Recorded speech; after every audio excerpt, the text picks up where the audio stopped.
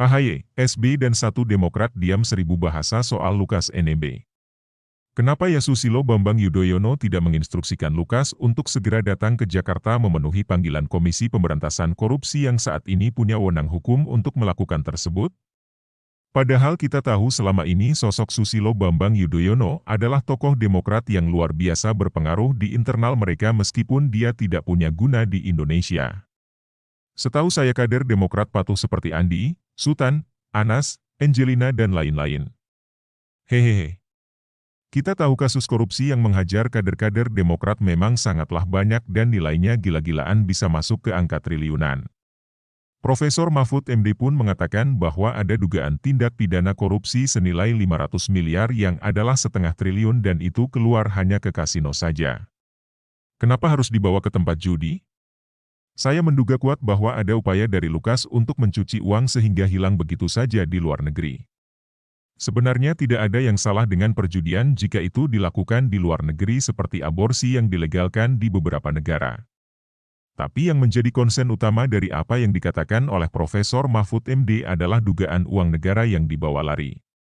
Seharusnya internal Demokrat seperti Susilo Bambang Yudhoyono dan Agus Harimurti Yudhoyono mendukung proses hukum yang dilakukan oleh KPK kepada kader loyalnya yakni Lukas. Harusnya Andi Arief juga tidak ngebacot dan asal halusinasi mengatakan bahwa kalau Puan menang presiden dengan cara ditangkap-tangkapin oposisi. Justru bagi saya apa yang dikeluarkan dari mulutnya Andi Arief yang busuk itu kelihatan sangat panik karena banyak sekali internal Demokrat yang dibongkar dan harus ditangkap-tangkapin memang. Narasi Andi Arief itu justru seolah-olah terkesan bahwa ketika Presiden Joko Widodo melalui kepemimpinannya menegakkan hukum dan memberikan konsekuensi logis yakni ditangkap, membuat Presiden Joko Widodo justru jadi dianggap represif. Padahal kalau kita mau pakai otak yang nggak penuh dengan sabu-sabu dan juga obat terlarang, pasti kita bisa berpikir cerdas bahwa apa yang dikatakan oleh Andi Arief itu ngaco. Kenapa? Karena penangkapan itu dilakukan oleh lembaga lain bukan Presiden Joko Widodo. Lembaga yang terpisah secara struktur dari Presiden Joko Widodo. Dari sini kita mulai paham bahwa Demokrat dan Susilo Bambang Yudhoyono sudah nggak ada harganya di mata kader-kadernya. Orang tua ini memang sudah waktunya untuk menikmati hari tuanya saja bersama anak cucu ketimbang ngebacot soal negara. Saya kira kita harus sama-sama memiliki mata yang terbuka lebar mengenai politik agar tidak digoblok-goblokin sama orang macam Andi Arief dan narasi-narasi menyimpang yang dibawakan oleh orang yang pernah ditangkap nyabu di sebuah kamar hotel bersama perempuan.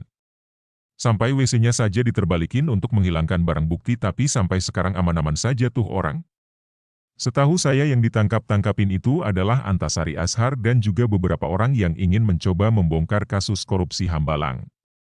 Jadi bayangkan saja di dalam internal Demokrat ini ada orang-orang yang membawa narasi buruk dan busuk terhadap Presiden Joko Widodo dan pemerintahan negara Republik Indonesia yang sah. Ini membuktikan sebuah kepanikan sedang terjadi di dalam internal Demokrat yang ingin menutupi borok-borok yang mulai dibongkar dan nanahnya itu kemana-mana. Kita tahu Papua adalah provinsi dengan dana otonomi khusus yang begitu besar nilainya sampai ribuan triliun mungkin. Bukannya digunakan untuk membangun Papua malah digunakan untuk pribadi dan cuci uang.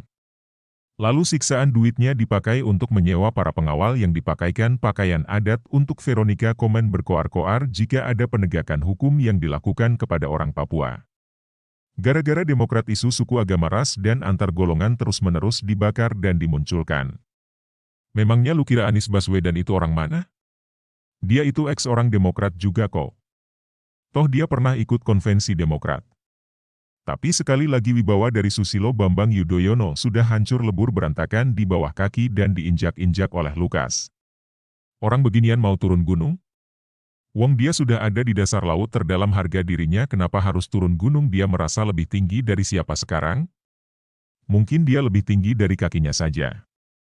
Ngomong-ngomong kakinya dan pemikirannya lebih tinggi mana ya? Hehehe.